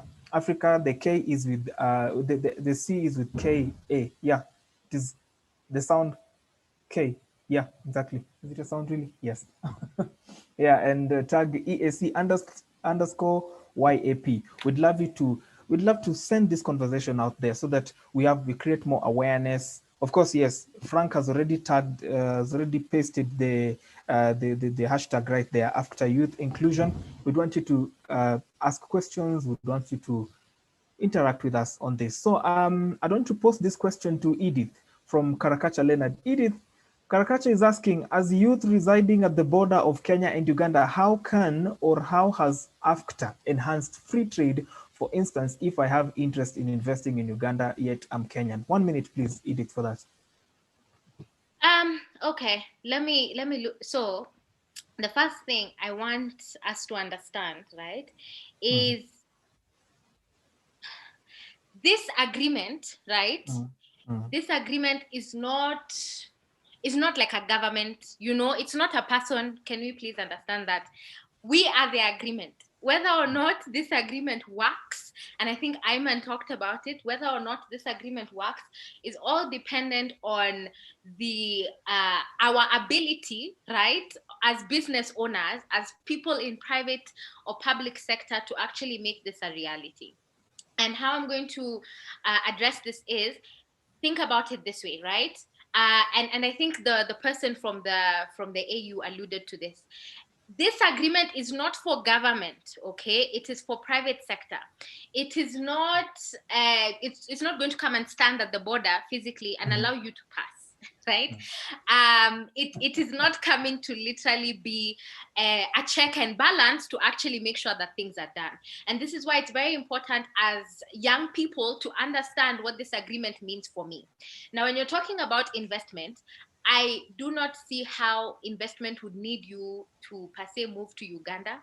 I believe we're in a very digital society, and I say this as a person who works with young people in 12 African countries, right? I don't think you need to be so worried about that sort of invest, unless you mean you're investing in a good and you want to move that good to Uganda, right? So just be aware of this, right? 90% of goods, you should not be paying tariffs on them, right? So it's to go and look through the agreement and find out, am I a part of this 90%? Is my product here? If it's just investment of money, then that's a completely different story, because I think you can just do a direct transfer. But also for people to understand that the agreement is you. Do you know your rights? The same way the Constitution is you. Do you know your rights? The same way your identification is you. Otherwise, it's just a piece of paper that should apply to the entire continent, but is not a must. You know what I mean? Sure. So there's nothing that the agreement can do to make sure that it's easy for you to do things in Uganda. What can happen is for you to understand where your investment, your goods, services, etc. lie in the agreement, what it means for you in terms of tariffs, what it means for you in terms of taxes, and then using that knowledge when you get to the border, if you must, and using that to your advantage and making sure that you know your facts, you know your backing, and you can say, okay, so this is how I am able to do 1, 2, 3. These are the things my drivers can or cannot be told. These are the sorts of regulations. This is why they should not bribe, because they have the right to. Right? So I think it's being aware of your rights, making sure that everyone in your organization is aware and implementing that. I think that's how I would address that. And I hope I have. Thank you so much, Edith. We are having more questions. Thank you so much. Maybe Brian, I wanted to just, I just want to compliment to Edith. And I think let's also dive deeper, especially simplifying this. In terms of the phases for negotiation. There was the first phase of negotiation, which covered goods and 5 priority service sectors. These sectors are financial services, communication, transport, tourism, and professional services. Those are within the first phase, that is what has been negotiated. And UDIS has clearly and Ebre mentioned about 90% of goods that meets the rules of origin can be traded. But there is a second phase which encompasses investment. It is investment, competition, and intellectual property. Then there is a third phase which covers e-commerce. So those are the phases of the agreement where, again, the team and everyone need to dive deeper and look at, when I want to establish myself and invest in Uganda, what are the preconditions for investment? But at the moment, if you are trading, we are trading in terms of goods and services. Of course, in terms of services, there are what we call modes of supply of those services. And those modes of supply need to be exhausted. So within investment, it is within the second phase where the investment, perhaps also Prudence may comment on that, investment negotiations are coming into the second phase. Over Brian. All right, thank you so much, John Bosco, for clarifying on those ones. So what are the another point from Dennis Kamau, another question, what are the information access points for the youth to be able to understand AFTA and finance? I think we'll I'll give that to Ayman.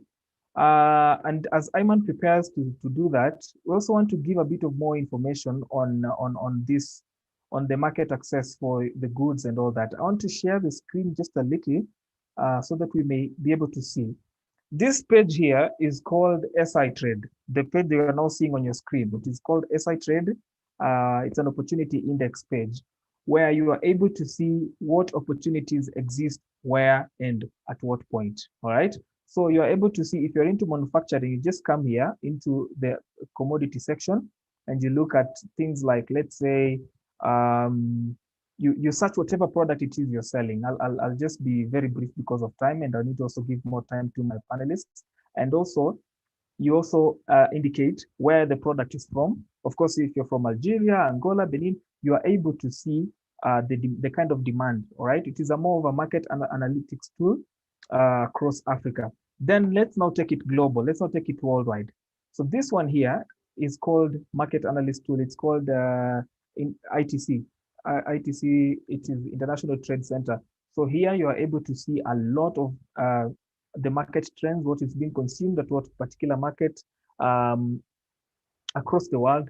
You're able even to see the locations where these products are in demand, and you're able to see what volumes you can supply and what amount of even services equally. So if you come here, you're able to create your account, you register, and then it is actually free to all. That is the ITC. Same to the other one, SI Trade Africa. So those ones, do note them down. I'll also copy paste and share the links on the comment section. Let me now let in Ayman to respond to that question concerning the points of access of information. How do they get the document? How is it going to be broken down to them? How do you create more awareness? Ayman, go ahead. Okay, thank you.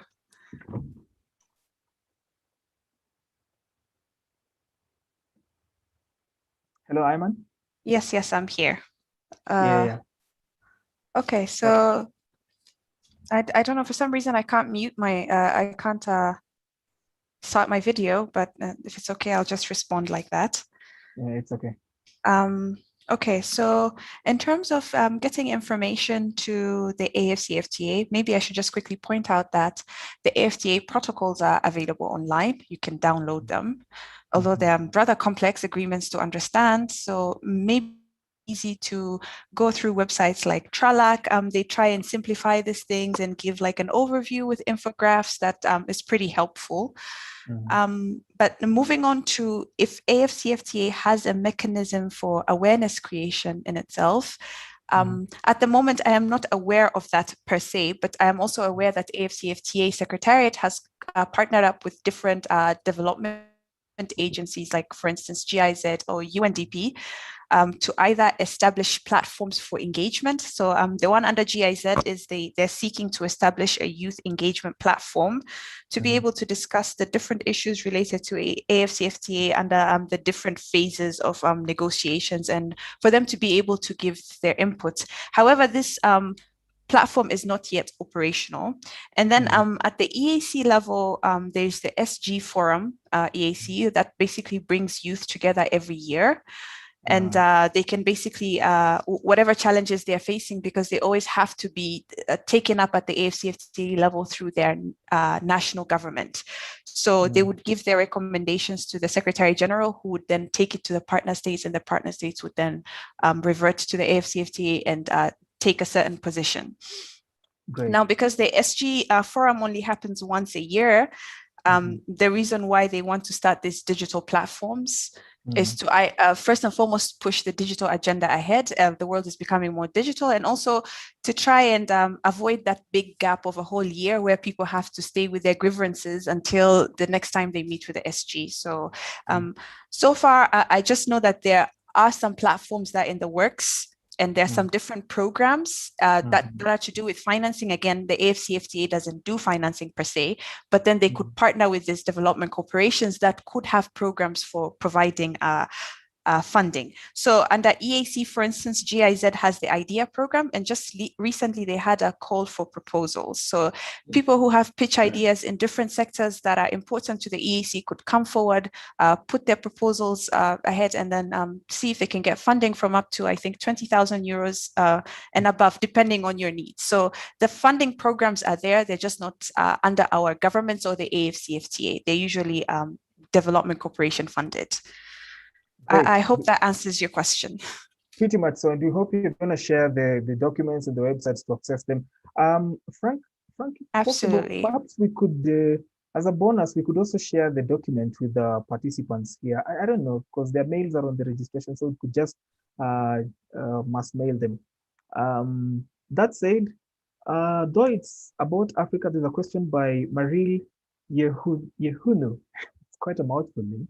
Though it's about Africa, I'm hearing more about Uganda, Rwanda, Tanzania. So do we also have representatives from other parts of Africa on the panel? Marielle, my simple answer is yes, it's about Africa.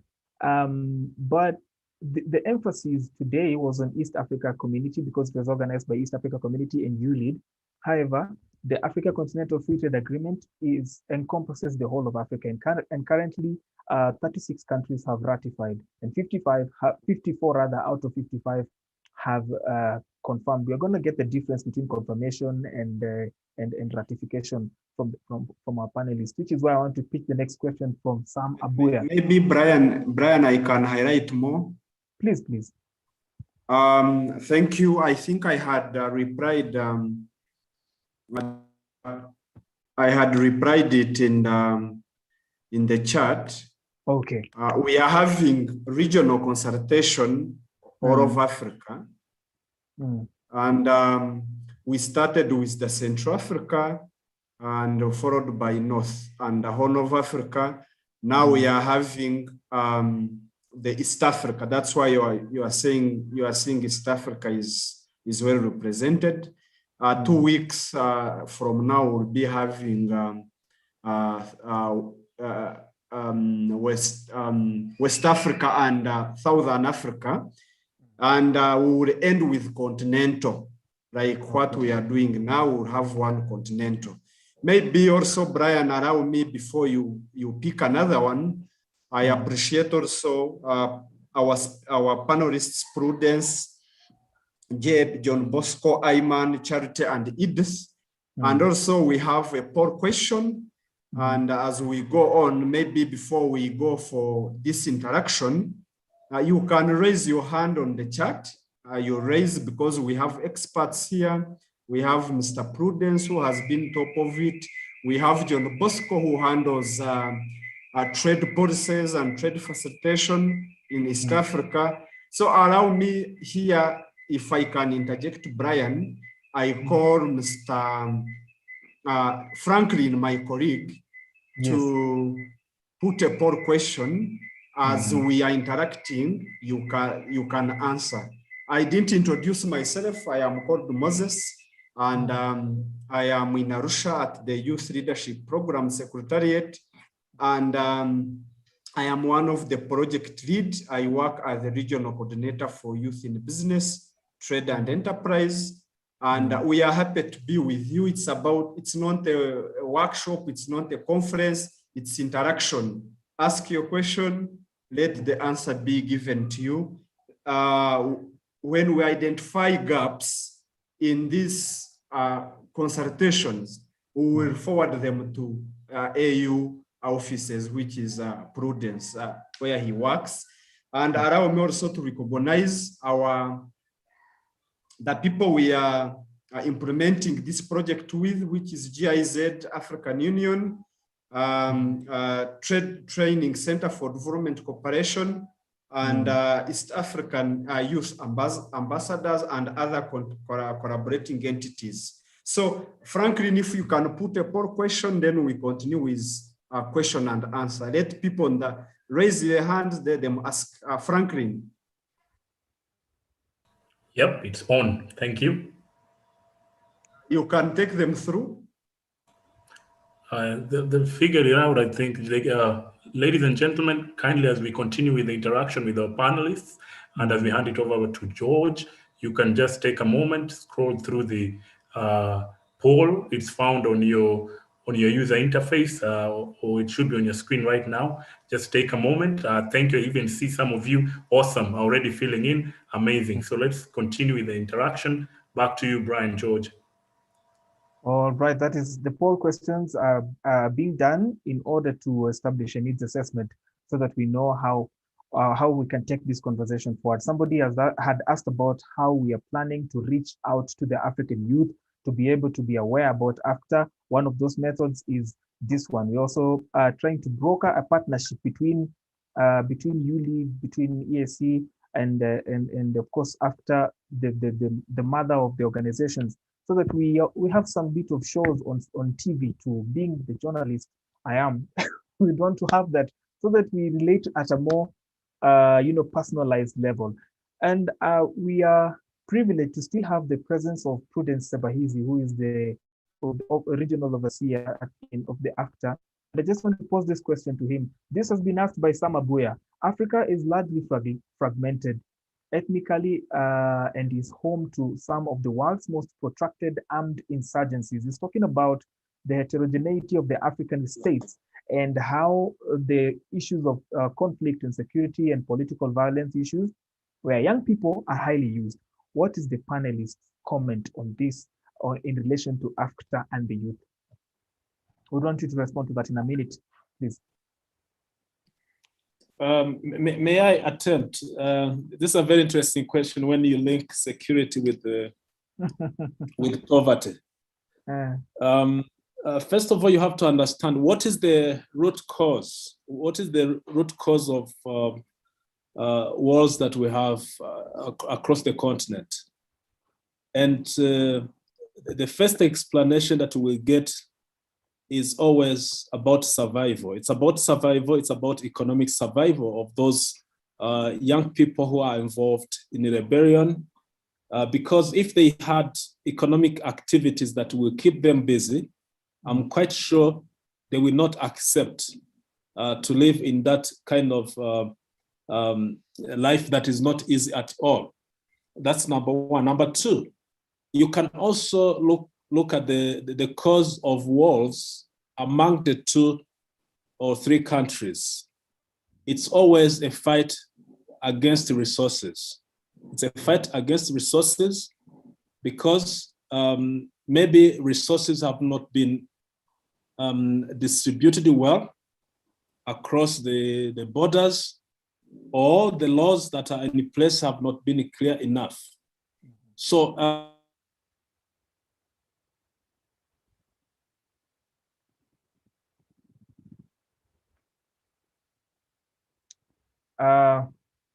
is it just me or we're losing him? To security, okay. Saying that when goods and services do not cross borders, the soldiers will. So meaning that if goods and services are not crossing borders properly, or if they are not allowed to cross borders, then the soldiers will cross borders. So I think the root cause of wars is sometimes those restrictions that we see on borders, which do not allow the equitable distribution of resources. Other colleagues can also supplement. Thank you. Thank you so much, Mr. Prudence, for that. If there are any other comments, kindly just list them or the same question. I want to take a few other questions. I think we'll take a lot of them and assign to the panelists, and then we just continue and answer so that I don't have to interrupt every other time. Thank you. At Mariel, we have regional consultations. That is from Kasije Moses. They are responding to Mariel's question, having regional consultations that will cover the whole of Africa. We are done with Central Africa, North, and the Horn of Africa. I think today is East Africa. Next week will be West Africa. The conversation continues, of course, across Africa. We are getting another question. Hi, my name is Daniel from Restless Development, Tanzania. Tanzania, good to have you on board. I would like to know, as a youth, how does this agreement provide an assurance for me that if I was to ever go to invest in a neighboring country, in terms of safety permits and access to markets? I think the issue of safety and security is being reiterated by a lot of our panel, a lot of our members of the audience. I'll ask John Bosco to respond to that later on after we take up a couple more questions as I assign to the panelists so that they'll just be taking them in a continuous manner. Will this only help the financially empowered youths? That is from Gary Frida. Charity, you'd respond to that. Will this only help the financially empowered youth? And then Mariel, good. Mariel is responding to the question that was responded to by Moses. Emmanuel Saulo, would love to know where you're writing from, but you're saying, since we are all talking about EAC, how many countries in East Africa have so far ratified the Africa Continental Free Trade Agreement? Of course, I'll also get John Bosco to respond to that. We'll have to take a couple more for some youth. That is from John Ajong March. Karibu sana, I believe from South Sudan, sir. I believe so. So for some African youth, if not all, to fully participate in AFTA and its inclusions, there is need to do extensive youth awareness, especially those in conflict-affected countries. Youth are always the subject. How do we really go by the awareness given the conflicts that are making the cross-border business difficult? Of course, that will be responded to by Mr. John Bosco, who is one of our panelists here. And I'll take the last one. Hello, my name is Sumaya Harub. I'm from Zanzibar, Tanzania. Hey, Tanzania again. Thank you for tuning in. My question is, what is the guarantee of Africa to be able to help the investments of entrepreneurs? Edith, you'll go with that question. So let's start with John Bosco and then Charity and then Edith on those questions, like that in a continuous manner. Thank you.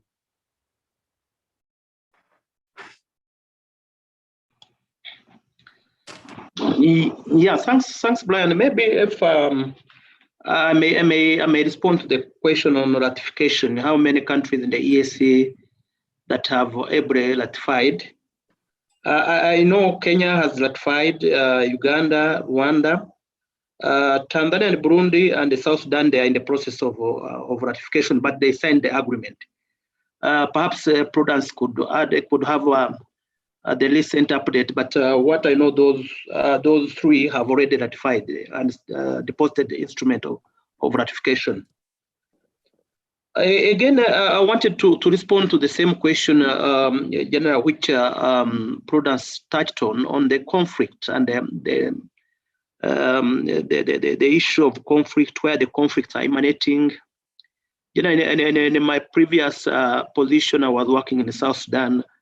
And Prudence Ebre responding to that. When you look at the cause of conflict in the region, and yesterday I was looking at the Asian countries, IMF report on Asian countries, they reported that one of the cause of conflict is inequality and poverty. When the resources are not freely shared, and when there is that gap between, when there's a wider gap between the haves and the have-nots, then it brings one of the cause of conflict.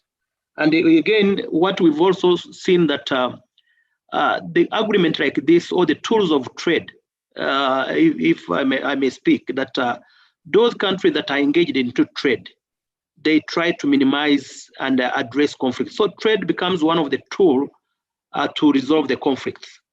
As I'm saying, when you look at the current trade, maybe between Uganda and South Sudan, Rwanda, and you look at, there is a lot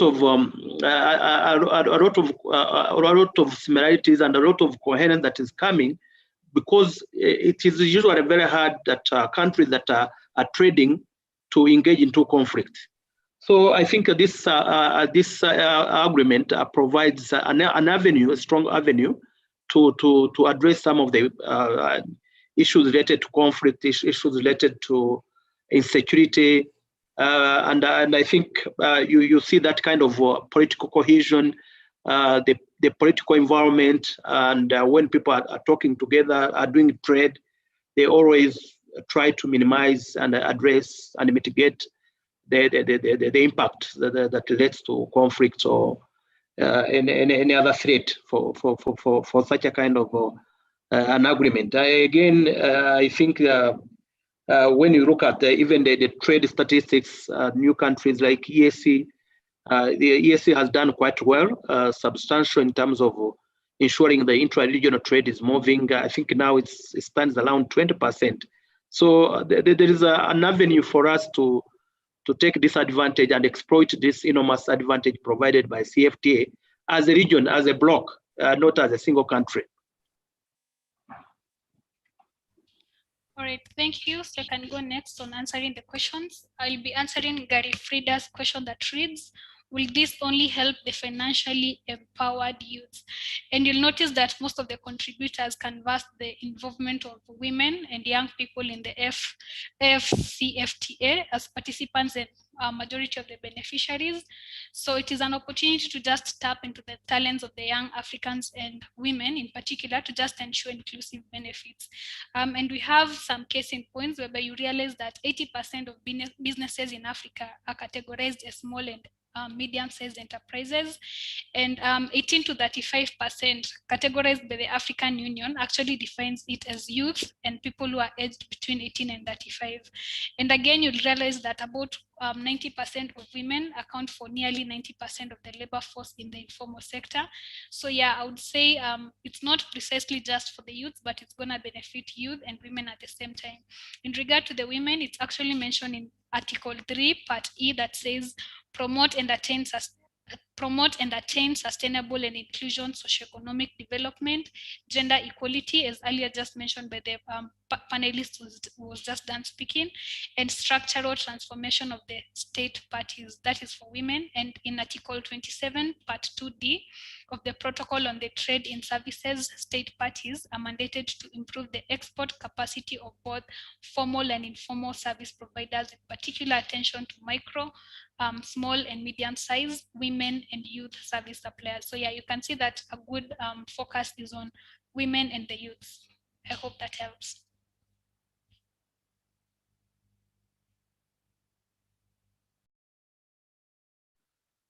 Perfect. So I think my question was from Sumaya, and I messaged her because she's saying, my question is, what is the guarantee of Africa to be able to help the investments of entrepreneurs? I'm not sure that is very clear, because what do you mean by guarantee? And then what do you mean by investment of entrepreneurs?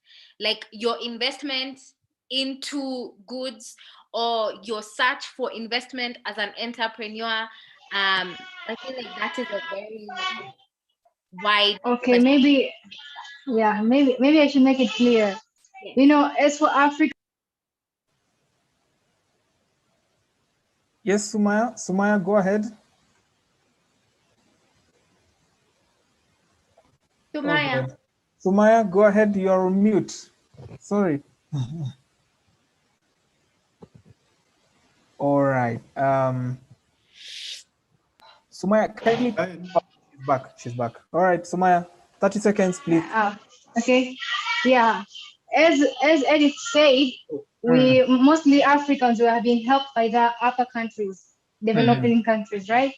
So I wanted to know if you say that we have to try our best so that Africa can help themselves. We have to be independent, right? So what do you think, what's the guarantee of Africa to be independent? Like helping or investing for the entrepreneur within the Africa. You got my point? Yes. Now I got you, my dear. Perfect. Yeah, thank you. So, perfect. I think in line with what I have been saying is just to make sure that as Africans, I feel like this is something we have to take initiative on our own to make possible, right? We know that there's a gap, that there's a need for investment in entrepreneurs. In the African continent, we know that there's a need for small business investment. What do I mean? When a lot of the businesses that are in the African continent, they're not looking for $1 million. You know, a lot of them are looking for $50,000, $100,000, even $5,000. And they will probably be able to pay that or have a payback period of 3 months, 6 months.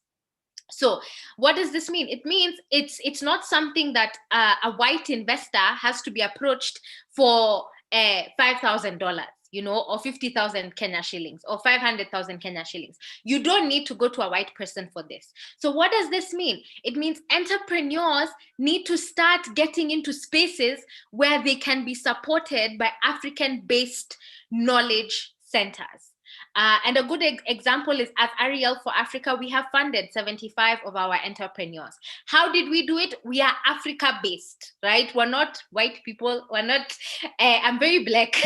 So we're not white people that are supporting entrepreneurs. No, no, no. We're Africans that are supporting entrepreneurs. So what am I saying? Get into the right spaces, get into circles where you're within African connections that are really trying to fund Africa-based businesses.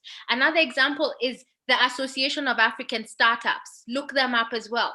Another example is what players like Vusi Thembakwayo, I know he's very popular in the entrepreneur community, are doing in South Africa. There are a lot of players, a lot of African players that are beginning to rally and create that funding that small business owners in Africa need, right? And it's on the basis of either debt or equity, and it's available. It's just making sure which circles are you in, right? Which mentorship are you receiving?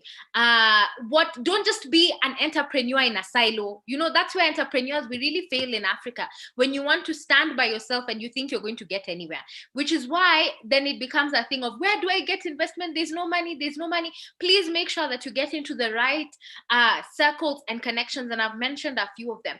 And just making sure that you are part of the conversations when investment is concerned.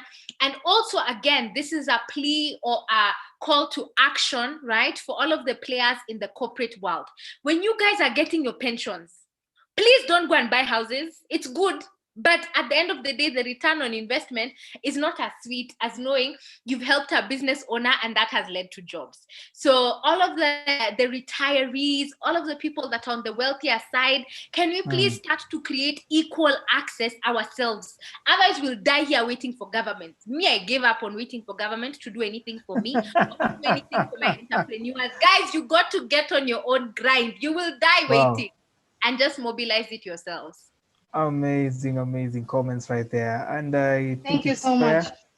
And I think it's fair that we now bring it to a close. Let me just do a bit of housekeeping right here. We are also live on our YouTube channel at ULEAD Africa. We are live. So that's it for the meeting. Thank you so much. I want to give a bit of shout outs here. I've been seeing some very unique, interesting names. Cedric Ishimwe. I hope I could. I hope I said that right. Brian Mutati, good to see you. Good to see all of you from East Africa, from Burundi, Tanzania, Uganda, Kenya, and all of you who just found time and resources to tune in and talk about trade and how we can empower each other as the African youth. I want to give a few people 10 seconds, if not 30 seconds, last minute and sign out. I just want to give, I want Mr. Prudence Sebahizi to go first in his comments. Just 30 seconds of a parting shot for the East African youth as far as plugging into AFTA is concerned. Your time, sir.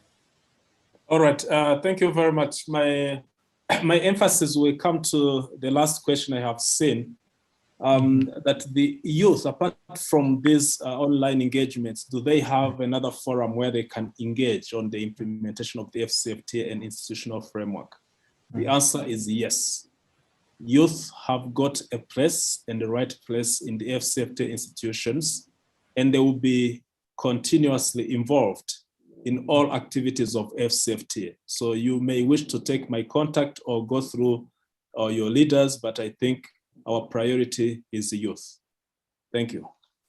Thank you so much, Mr. Prudence, for being that brief and precise. Let's go with the Ayman, your last comments as we bring this to a close. Of course, we've had a spillover of around 56 minutes, meaning there is need, there is hunger for knowledge and opportunities under AFTA. Would wish to have this much more. Ayman, your 30 seconds. Thank you so much. To conclude, I would just like to reiterate what Edith just said. Do not wait for governments to come and get things done for you. Youth have to actually mobilize and collaborate with each other. That's the only way forward. Because again, like I mentioned before, we have seen a lot of trade agreements. What have they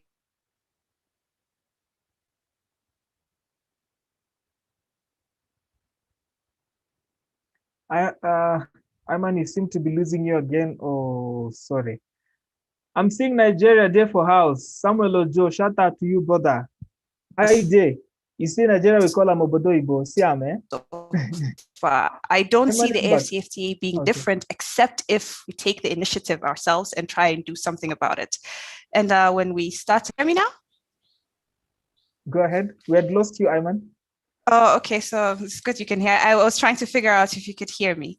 I was just pointing out that when we started these discussions, there's a video you played, and it's interesting. While the video was playing, somebody said we should stop agonizing and start organizing, and that's exactly what we should be doing to increase our collective. Thank you very much for inviting me to be part of this panel. It's been super exciting, and thank you to everybody who participated and the fellow panelists. I'm looking forward to doing this sometime again in the future. Thank you. Charity, 10 seconds as we close. Right, so mine is just to reiterate again what the fellow panelists have said, and I think all Africans, including myself and everyone in this panelist and out there, we should take it as an opportunity to turn a new page on the Africa's economic development, basically, and we want this to succeed for Africa. So I'll again finish with what Nelson Mandela said. I hope that our choice on this matter reflects our hopes and not our fears. So people know that it's not going to happen overnight, but what is going to be, it's going to be celebrated, and that Africa is moving rapidly toward this integrated market. And thank you so much for having me. It's been great interacting with you. Yes, thank you. God bless you. All right. As we bring this to a close, also let me give Edith, 10 seconds again. Yeah, it's simple. It's very simple. The agreement is nothing without you. And Ayman, I think, has alluded to this as well. You are the agreement, friend. You must do the work. Don't wait for the agreement to do the work. You have to do the work. The agreement cannot stand if you do not stand for what you believe in and for what you want. So take up space. Be an audacious African and an African Wanjiro or an entrepreneur if you must. The agreement is yours, or it doesn't exist at all. Wow, amazing. That's quite powerful. Let me bring in the organizers of this event. I want to bring in Frank Mireri. Frank has been on the technical team and has been facilitating with a lot of materials here and there, links in the poll. Frank, we'd love to hear your voice and to hear from you, please. Thank you so much. Just to share briefly the poll results. The poll has been interesting. In 30 seconds, I can just share with you because we are co-creating this. Question number one, have you heard about the AFCFTA? 84%. So probably this is a more enlightened audience.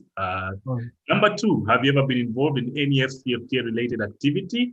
Yes, 33%. No, 70%. Number three, are there other platforms apart from this one for you as a young person to contribute to the implementation of the FCFTA? 49% said yes, 53% said no. So that's a close one. And then finally, where did you hear first about the FCFTA? Newspaper, 7%, social media, 63%, in class, 12%, television, we have 7%, discussion with friends, 21%, and others, we have 19%. So thank you so much to everyone. We really appreciate and see you soon. Back to you, Brian. Thank you so much, Frank Mireri, for facilitating all this and making all this possible. I now want to bring in a representative of ULEAD, who are big partners in this and in enabling the young people to plug in and have a conversation. I want to invite Moses Chasi, quite a mouthful name. I hope I get it for Moses Kanyesije. I believe a Ugandan by origin or by nationality, based in Arusha. Moses, karibu sana. Tell us a bit about ULEAD and the role that you guys are playing in enlightening the young people in all these opportunities in Africa and how we can plug in. Karibu. Thank you, Brian. The name you have pronounced it well. And allow me to thank everyone. These days, we don't say Ugandan, East Africa. Now we say Africans. African. Because integration starts with you. Integration starts with me. It was Ayman who says, I don't know whether it was Ayman who says, how will this CFTA work when Tanzania cannot trade with Kenya? Us and youth, have you ever questioned your minister asking, why are you not trading with the other country? But allow me to say thank you to everyone, to our moderator, to our conveners, to participants, panelists, guest speakers, everyone here. We appreciate and we take your feedback very, very, very, very well, and I will make sure that they reach the intended office. ULEAD is called the Youth Leadership Program. It is program under Training Center for Development Cooperation, which we call MSTCDC, whose headquarters are in Arusha, Tanzania. This project, AU-GIZ, called the Youth Inclusion Accelerator Program on Continental Free Trade Agreement. We looked at youth, at this agreement and what the benefits brings, and it is solving many challenges that youth are facing: unemployment, limited travel. And we said, okay, this is a good program, but are we aware of it? That's why we came up with this program, to know the awareness, to assess the knowledge of youth in relation to CFTA. And it is we got support from AU-GIZ. It's a 2-year project that we think after finishing, it will bring an impact, especially to the office of Mr. Prudence Sevahizi. And at this quarter, we are doing a continental scoping study, engaging with stakeholders, youth leadership, youth program, to see. And this, at the end of this month, I will make sure that the report, I will finalize the report, and the report will be shared to you. This is part of the consultation. We are having African consultation. We started with the North, Central Africa, now East Africa. We are having West Africa and Southern, and we will end with a continental. Again, when we will invite you all, our continental engagement will be on 26th of April 2021, 2 p.m. So thank you once again. Thank you, moderator. Thank you, everyone who has come. We can't thank you more, but appreciate your time. See you, and always be blessed. All right, thank you so much. I hope I'm not leaving anyone behind. To all of you, once again, let me give a special shout out to Samuel Ojo, all the way from Nigeria. It's good to have you on board. I saw someone also from, I think was tuning in from Norway, if I'm not wrong. Checking from Boston. He's from Benin, but he's tuning in from Boston in America. Thank you so much. We really appreciate the fact that you took time and found resources to tune in so that we have this conversation. Brief shout out, Rashid Shukran, Dusabe Regis. I saw Laura. I'm trying to get the name correct. But Laura, we saw your tweet on Twitter. Thank you so much for tweeting with the hashtag after youth inclusion. We hope that this conversation doesn't end here. We want to have you so many other times so that we have this conversation. I believe you're going to get the video on YouTube after it is rendered and played. We are live currently, but it's going to render, and then we'll be able to play it back. To you who came, once again, thank you so much. We believe also Frank is going to send us the materials and all the and everything else that we need as resources to plug into after. God bless you. I'm Brian George Atieno from KTN Standard Group. It has been a pleasure, and we hope we do this more often. Asanteni sana. That's how we say it here. Thank you, Brian. As people exit, I will ask and request the ULEAD team to remain behind from shouldn't log out. MC Benny. Come on, East Africa. This a party. Tell them. Afrika Mashariki. Twaja pamoja. From country to country, yeah. We gotta work together. We are leaders now. Aiming high for the better. Together. To make our nations greater. By sharing to the power. So you lead, I lead, we lead together. So you lead, I lead, we lead together. We will lead, we will lead. Let your dream be a reality. We will lead, we will lead. Let your dream be a reality. Together we'll shape with responsibility as young people.